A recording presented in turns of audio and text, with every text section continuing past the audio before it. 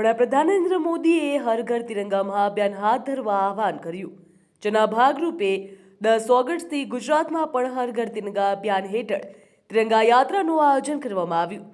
જ્યારે આજે પાટનગર, ગાંધીનગર ખાતે પણ તિરંગા યાત્રાનું આયોજન કરવામાં આવ્યું હતું, જેને રાજ્યના મુખ્યમંત્રી ભૂપેન્દ્ર પટેલે પ્રસ્થાન કરાવી હતી. આ પ્રસંગે ગુજરાત પ્રદેશ ભાજપના અધ્યક્ષ જગદીશ વિશ્વકર્મા સહિતના મહાનુભાવો પણ ઉપસ્થિત રહ્યા હતા. આ પ્રસંગે સંબોધનમાં મુખ્યમંત્રી ભૂપેન્દ્ર પટેલે સૌ લોકોને હર ઘર તિરંગા મહાઅભિયાનમાં જોડાવાનો અનુરોધ કર્યો. તેમણે જણાવ્યું કે દેશને મળેલી અણમોલ આઝાદીનું ગૌરવગાન કરવા માટે તેમજ આઝાદીમાં યોગદાન આપનાર લડવૈયાઓને, દેશની રક્ષા કાજે બલિદાન આપનાર વીર જવાનોને ચિરંજીવી રાખવા માટે પીએમ મોદીએ હર ઘર તિરંગા અભિયાનની પ્રેરણા આપી. તેમણે આ યાત્રાને દેશની એકતા અને અખંડિતતાનું પ્રતીક પણ ગણાવ્યું છે. તિરંગા યાત્રા દરમિયાન દેશની એકતા, અખંડિતતા અને રાષ્ટ્રપ્રેમનો સંદેશ આપવામાં આવ્યો. આ પ્રસંગે મુખ્યમંત્રી ભૂપેન્દ્ર પટેલે ઉપસ્થિત લોકોને હર ઘર તિરંગા મહાઅભિયાનમાં જોડાવાનો અનુરોધ પણ કર્યો હતો. વિશ્વ નેતા અને યશસ્વી વડાપ્રધાન શ્રી નરેન્દ્રભાઈ મોદીએ દેશની મળેલી મહામૂલી આઝાદીનું ગૌરવગાન કરવા અને આઝાદીના લડવૈયાઓના બલિદાનને ચિરંજીવ રાખવા માટે હર ઘર તિરંગા અભિયાનની આપણને પ્રેરણા આપી છે. આ તિરંગા યાત્રા ભારતની એકતા અને અખંડિતતાની યાત્રા છે.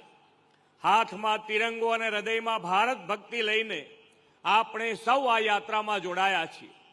તિરંગો હાથમાં હોય ત્યારે ભારત માતા કી જય અને વંદે માતરમના નાદ બોલતા માત્ર હાથ ઊંચો નથી થતો, પરંતુ ગૌરવ સાથે ઉન્નત થાય છે. મુખ્યમંત્રી ભૂપેન્દ્ર પટેલે વધુમાં જણાવ્યું હતું, વર્ષ 2047માં દેશ આઝાદીની શતાબ્દી ઉજવવા જઈ રહ્યો છે. તો આ સમયગાળો દેશ માટે અમૃતકાળ છે. આ અમૃતકાળમાં આજની યુવા પેઢીને દેશ માટે જીવનની આહુતિ આપનાર સેનાનીઓ અને વીર જવાનોનું સતત સ્મરણ કરાવવાનું છે. મુખ્યમંત્રીએ જણાવ્યું કે આઝાદીના આંદોલન દરમિયાન તિરંગો હાથમાં લઈને દેશવાસીઓ સ્વતંત્રતાની લડતમાં જોડાયા હતા. આજે પણ તિરંગો દેશની એકતા અને અખંડિતતાનું પ્રતીક બનીને દરેક ભારતીયોને રાષ્ટ્રપ્રેમ સાથે જોડે છે. તેમણે કહ્યું કે આપણામાંથી સૌ કોઈ આઝાદીની લડતમાં ભાગ લેવાનું ગૌરવ મળ્યું નથી, પરંતુ આજે પીએમ મોદીના નેતૃત્વમાં વિકસિત ભારતના નિર્માણમાં સહભાગી થવાનો અવસર મળ્યો છે. આઝાદીના લડવૈયા વિશે જાણે તેમના જીવન ચરિત્રો દ્વારા રાષ્ટ્રભક્તિ અને રાષ્ટ્ર પ્રથમની ભાવના જનજનમાં કેળવાય તેવો આ તિરંગા યાત્રાનો મૂળ ભાવ છે. દર વર્ષની જેમ આ વર્ષે દેશવાસીઓમાં અભિયાન માટે જે ઉત્સાહ અને ઉલ્લાસ જાગ્યો છે તે આપ સૌની વિશાળ હાજરીથી દેખાઈ રહ્યો છે.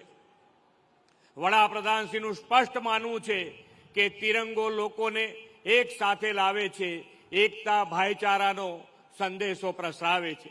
આઝાદીના આંદોલન સમયે તિરંગો ફરકાવીને લોકો આઝાદી માટેની પ્રતિબદ્ધતા વ્યક્ત કરતા હતા. આપણે તિરંગા યાત્રાથી આઝાદીના 100 વર્ષમાં 2047માં વિકસિત ભારત માટે અત્યારથી જ કર્તવ્યબદ્ધ થવાનું છે. આપણે આઝાદીના આંદોલનમાં સામેલ થવાનો અવસર ભલે નથી મળ્યો, પણ વડાપ્રધાનશ્રીના નેતૃત્વમાં આઝાદીના અમૃતકાળમાં વિકસિત ભારતના નિર્માણમાં યોગદાનનો અવસર તો મળ્યો જ છે.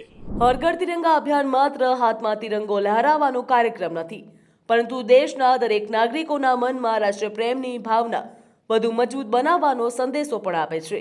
ગાંધીનગરમાં યોજાયેલી આ તિરંગા યાત્રામાં યુવાનો, કાર્યકરો અને નાગરિકો મોટી સંખ્યામાં જોડાયા. તિરંગા સાથે આગળ વધતી યાત્રા દરમિયાન ભારત માતાના જય ઘોષની સમગ્ર વાતાવરણ ગુંજી ઉઠ્યું હતું. તિરંગા યાત્રા માત્ર ગાંધીનગર પૂરતી સીમિત નથી. હવે અમદાવાદમાં પણ દેશભક્તિ અને રાષ્ટ્રીય એકતાની ભાવનાને ઉજાગર કરતી ભવ્ય તિરંગા યાત્રાનું આયોજન કરવામાં આવ્યું છે.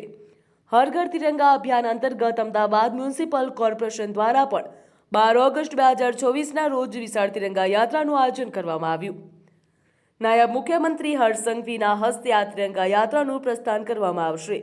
સાંજના સમયે યોજાનારી આ યાત્રામાં મોટી સંખ્યામાં નાગરિકો અને યુવાનો જોડાય તેવી અપેક્ષા છે. જ્યાં ગાંધીનગર બાદ હવે અમદાવાદમાં પણ દેશભક્તિના રંગમાં રંગાવવા માટે તિરંગા યાત્રાની તૈયારીઓ શરૂ થઈ ગઈ છે.